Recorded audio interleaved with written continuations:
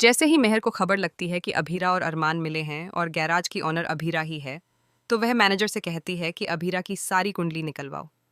साथ ही वह यह भी कहती है कि अगर कोई वाणी नाम की लड़की अभीरा के साथ रहती है तो उसका भी पता लगाया जाए। जैसे ही अभीरा को इस बात की भनक लगेगी, वह कोर्ट से स्टे ऑर्डर लेकर आएगी और सीधे मेहर के मुंह पर फेंक देगी। सीरियल ये रिश्ता क्या कहलाता है का आने वाला एपिसोड काफ़ी इंटरेस्टिंग होने वाला है, क्योंकि अरमान और अभीरा एक दूसरे के करीब आने की पहली कदम बढ़ा चुके हैं।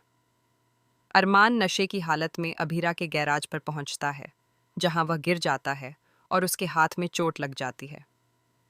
ड्राइवर डॉक्टर को लाने के लिए चला जाता है और अभीरा उसका ध्यान रखती है।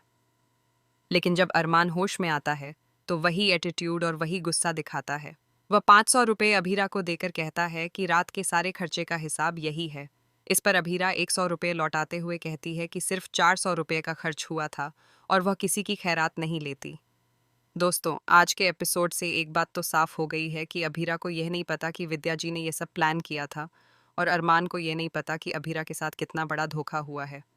एक और बात सामने आई है कि मेहर की सच्चाई भी अभी तक अरमान को नहीं पता।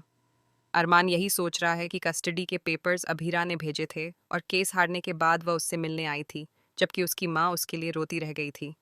इन दोनों के बीच की कशमकश अपने आप में ही चल रही है, लेकिन जल्द ही इनकी बहस के दौरान सच सामने आएगा।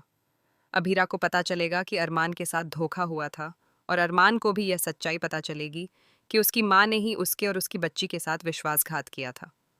दूसरी तरफ स्कूल में मायरा और मुक्ति अच्छे दोस्त बन चुके हैं। मायरा जिस पार्टी में गई थी, उसे यह नहीं पता था कि वहाँ बच्चे शराब पीने वाले हैं। वह शराब पीने से मना कर देती है, लेकिन तभी वार्डन हॉस्टल में आ जाती है। अभीरा अब तक यह सोच नहीं पाई थी कि मुक्ति और मायरा आपस में कैसे एडजस्ट करेंगे। वह एक पल के लिए सोचती है कि मायरा को मुक्ति से दूर रखने के लिए मुक्ति को स्कूल से हटवा दे, लेकिन फिर वह ऐसा नहीं करती। वह कहती है कि उसकी बेटी का सपना था उस स्कूल में पढ़ना, इसलिए वह ऐसा कदम नहीं उठाएगी। वहीं मुक्ति मायरा की मदद करने के लिए वार्डन से छिपाकर उसे अपने कमरे में ले आती है और सोने के लिए कह देती है। जब वार्डन मायरा से पूछती है कि यह सब क्या हो रहा है और क्या यह सच है, तो मुक्ति कह देती है कि उसका मायरा से 36 का आंकड़ा है, वह उसे क्यों बचाएगी।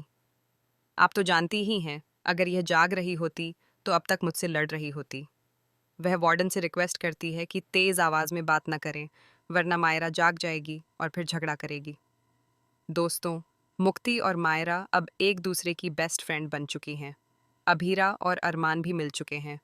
अब दोनों को जल्द ही सच्चाई का पता चलेगा। सबसे ज़्यादा मेहर की हालत ख़राब होने वाली है, क्योंकि उसने कभी सोचा भी नहीं था कि अभीरा इतने सालों बाद उसकी ज़िंदगी में लौट आएगी, वह भी उसके सबसे बड़े गुनाह के सबसे बड़े सबूत वाणी को जिंदा बचाकर। मैनेजर को वाणी के बारे में पता नहीं चल पाता,